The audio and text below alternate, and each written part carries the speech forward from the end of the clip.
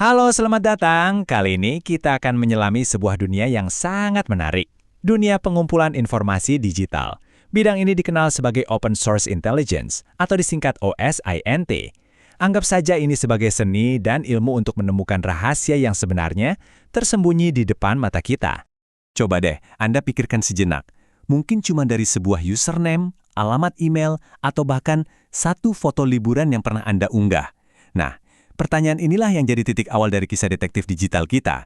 Kita akan lihat gimana kepingan-kepingan informasi yang tersebar itu bisa dirangkai jadi satu gambaran yang utuh. Jadi, gimana caranya para detektif digital ini bisa menjawab pertanyaan tadi? Kuncinya ada di sini. Ini bukan sulap, ini adalah sebuah metodologi yang sistematis. Lantas, apa sih OSINT itu sebenarnya? Gampangnya gini, OSINT itu adalah proses mengumpulkan informasi dari sumber-sumber yang sepenuhnya publik dan legal. Penting banget untuk dicatat ya, ini bukan soal hacking atau menyusup ke sistem orang lain secara ilegal. Sama sekali bukan. Ini adalah tentang keahlian menemukan, menyaring, dan menganalisis informasi yang sebetulnya sudah tersedia buat kita semua. Kutipan ini jujur, ngena banget dan bisa merangkum esensi dari OSINT. Seringkali kita sendiri yang tanpa sadar ngasih kepingan-kepingan puzzle itu. Tugas seorang analis OSINT ya cuma menyatukan kepingan-kepingan itu. Terus, dari mana semua informasi ini datang? Wah, dari lautan data yang luas banget. Sumbernya bisa apa saja loh, mulai dari artikel berita, data pemerintah yang terbuka untuk publik, sampai postingan media sosial kita dan situs-situs web perusahaan. Hampir semua hal yang terdigitalisasi dan bisa diakses publik, itu adalah ladang informasi yang potensial.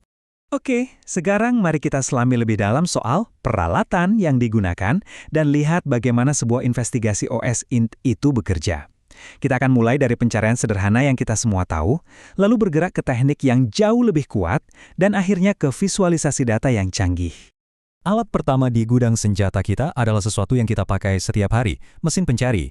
Tapi, ini adalah cara menggunakannya dengan kekuatan super. Teknik ini sering disebut Google hacking, bukan untuk meretas Google ya, tapi untuk memaksa Google menunjukkan hal-hal yang biasanya terkubur jauh di halaman belakang hasil pencarian. Contohnya, perintah sederhana ini. Ini pada dasarnya kita lagi bilang ke Google, "Hey Google, tolong cariin file PDF, tapi khusus di dalam situs example.com saja." Coba bayangkan betapa kuatnya ini. Kita bisa menemukan laporan internal, dokumen sensitif yang tidak sengaja terunggah, atau bahkan CV dan daftar karyawan dari sebuah perusahaan target. Oke, sekarang penyelidikan kita jadi jauh lebih dalam. Kita nggak lagi cuma mencari konten di web seperti artikel atau gambar, kita mulai mencari benda. Perangkat fisik yang terkoneksi ke internet. Apa saja, bisa jadi webcam, router, server, bahkan sistem kontrol industri. Bedanya itu fundamental banget. Kalau Google itu ibarat katalog perpustakaan yang mencatat semua buku atau situs web, nah, mesin pencari khusus seperti Shodan itu lebih mirip direktori sebuah kota. Dia mencatat semua bangunan atau perangkat yang ada, lengkap dengan informasi pintu mana saja yang mungkin nggak terkunci. Oke, sampai sini kita sudah mengumpulkan banyak sekali informasi yang tersebar. Ada email, nama domain, alamat IP, dan lain-lain. Tapi data mentah ini kan cuma seperti suara bising. Pertanyaannya, gimana kita mengubah semua ini jadi sebuah cerita yang bisa dipahami? Nah, disinilah alat visualisasi berperan penting. Alat seperti Maltego ini bisa mengubah daftar data yang membosankan jadi sebuah peta hubungan yang hidup. Dia secara otomatis akan menggambar garis koneksi. Oh, alamat email ini ternyata terhubung ke situs web itu yang servernya ada di sini. Tiba-tiba, dari data yang acak-acakan, kita bisa melihat gambaran besarnya. Sekarang, mari kita lihat salah satu sumber informasi yang paling sering kita abaikan, sebuah petunjuk yang sebenarnya tersembunyi tepat di depan mata kita, di dalam file-file yang kita bagikan setiap hari. Pernah dengar istilah metadata? Anggap saja ini semacam DNA dari sebuah file. Ini adalah data tentang data, informasi yang sering kali nggak kita lihat tapi membawa detail krusial, seperti kapan sebuah dokumen dibuat, oleh siapa, dan yang mungkin paling mengejutkan, di mana sebuah foto diambil. Ini contoh yang paling gampang dan paling sering terjadi.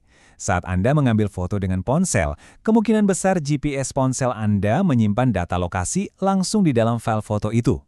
Nah, ketika foto itu diunggah ke media sosial, data lokasi itu bisa jadi ikut terunggah dan secara efektif memberitahu seluruh dunia di mana tepatnya Anda berada saat itu. Sebuah informasi yang mungkin tidak ingin Anda bagikan ke semua orang kan? Jadi apa artinya semua ini buat kita? Mari kita tarik benang merahnya dan lihat mengapa memahami jejak digital kita sendiri itu sangat-sangat penting. Kutipan ini benar-benar merangkum tantangan kita di era digital dengan sempurna. Masalah kita sekarang bukanlah kekurangan informasi, tapi justru kita tenggelam di dalamnya. Tantangan terbesarnya adalah menemukan sinyal di antara semua kebisingan. Dan inilah inti dari semuanya. Setiap cuitan, setiap foto, setiap profil publik itu adalah sebuah fragmen, sebuah potongan kecil. Kekuatan sesungguhnya dari OSINT adalah kemampuan untuk merangkai fragmen-fragmen ini, melihat hubungan di antara mereka, dan membangun sebuah narasi atau profil yang utuh dari potongan-potongan yang kita tinggalkan di dunia maya. Sebagai penutup, saya ingin meninggalkan Anda dengan pertanyaan ini. Coba renungkan, jika seseorang menerapkan teknik-teknik yang kita bahas tadi pada jejak digital Anda, kira-kira kisah apa yang akan mereka temukan? Memahami ini tujuannya bukan untuk membuat kita takut, tapi justru untuk memberi kita kekuatan untuk bisa mengendalikan narasi digital kita sendiri.